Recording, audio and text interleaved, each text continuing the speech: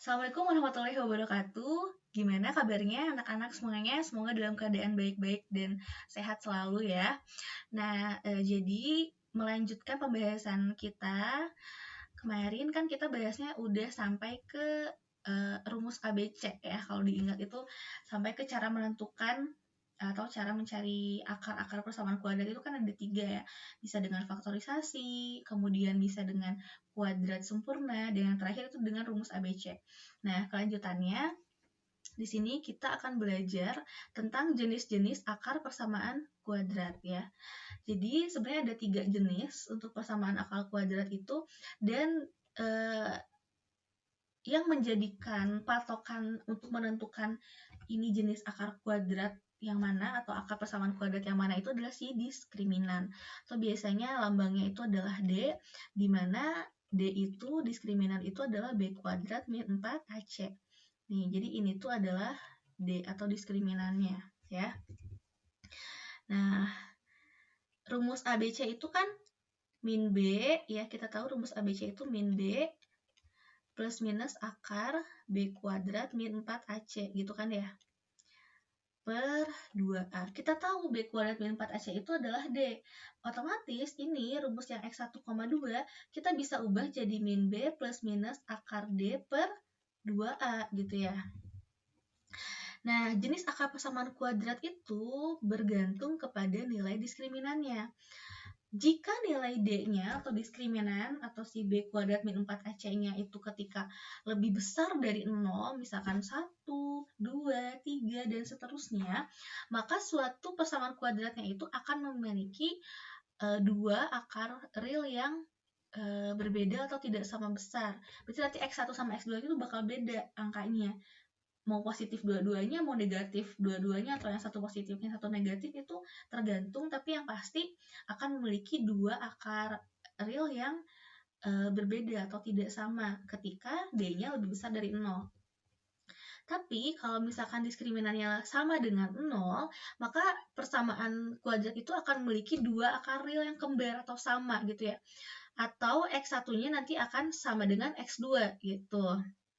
Next, jika nilai D-nya atau diskriminannya itu lebih kecil dari 0, maka suatu persamaan kuadrat itu akan tidak memiliki akar real atau akarnya itu imajiner gitu ya. Atau tidak ada gitu ya. Tidak ada X1 dan X2-nya gitu ya. Jadi dibagi 3 berdasarkan diskriminan. Ingat, D itu adalah B kuadrat min 4AC gitu ya.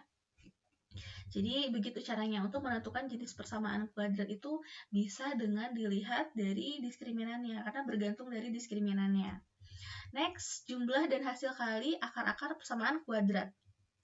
Nih, ini kan rumus ABC yang sudah kita pelajari di minggu kemarin. Untuk jumlah, berarti kan nanti akar-akar persamaan kuadrat itu kan X1 dengan X2. Berarti jumlah akar-akar persamaan kuadrat itu adalah X1 ditambah X2 gitu kan ya. Apa nih X1 tambah X2 itu? Rumusnya adalah min B per 2A. Sebenarnya itu diturunkan dari rumus ABC. Kita tahu rumus ABC itu X1-nya itu ini kan, yang positif, X2-nya biasanya ditandakannya dengan yang negatif gitu ya. Ketika kita tambahkan, kita gabungkan, itu akan dapat min B per A. Otomatis berarti rumusnya X1 tambah X2 itu adalah negatif B per A gitu. Nah, bagaimana dengan hasil kalinya? Hasil kalinya juga sama, kita berangkatnya juga dari rumus ABC gitu kan ya. Kita tahu dari rumus ABC itu X1 itu min B ditambah gitu ya, akar B kuadrat min 4AC per 2A. Dan X2-nya itu adalah min B dikurangi akar B kuadrat min 4AC per 2A. Nah, kalau kita kalikan X1 kali X2 dengan kayak gini caranya, nanti ini jadi kuadrat dan seterusnya, akan didapat bentuk C per A. Otomatis berarti rumus dari X1 kali X2 itu adalah C per A. Gitu. Maka kesimpulannya, ketika bentuk persamaan kuadrat itu adalah ax kuadrat plus bx plus c sama dengan 0, maka jumlah akar-akar persamaan kuadrat itu adalah min b per a, atau x1 tambah x2-nya itu adalah min b per a, dan hasil kali akar-akar persamaan kuadratnya itu adalah x1 kali x2-nya itu adalah c per a. Gitu, oke? Jadi itu adalah rumus jumlah dan hasil kali akar-akar persamaan kuadrat. Makanya bab 2 ini pembahasannya ya. Jadi kita udah belajar dari awal itu yang persamaan kuadrat, kemudian bentuknya, kurvanya, jenis-jenisnya ada 4 ya. Ada persamaan kuadrat biasa, murni, tak lengkap, sama rasional. Ini sudah dibahas di video sebelumnya. Oke, dan ini cara menentukan. Dan biasanya faktorisasi ya yang paling sering digunakan itu. Dan ini jenis-jenis akar persamaan kuadrat ya. Jadi kalau si diskriminannya atau D-nya lebih kecil dari 0 berarti dia imajiner atau akar-akarnya tidak ada.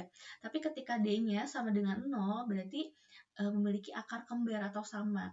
Dan ketika diskriminannya lebih besar dari 0, dia memiliki dua akar yang berbeda gitu ya. Jadi angkanya berbeda. Tapi pasti ada dua akar. Kenapa? Karena dia persamaan kuadrat. Akar strateginya 2, jadi pasti akan ada 2 akar gitu.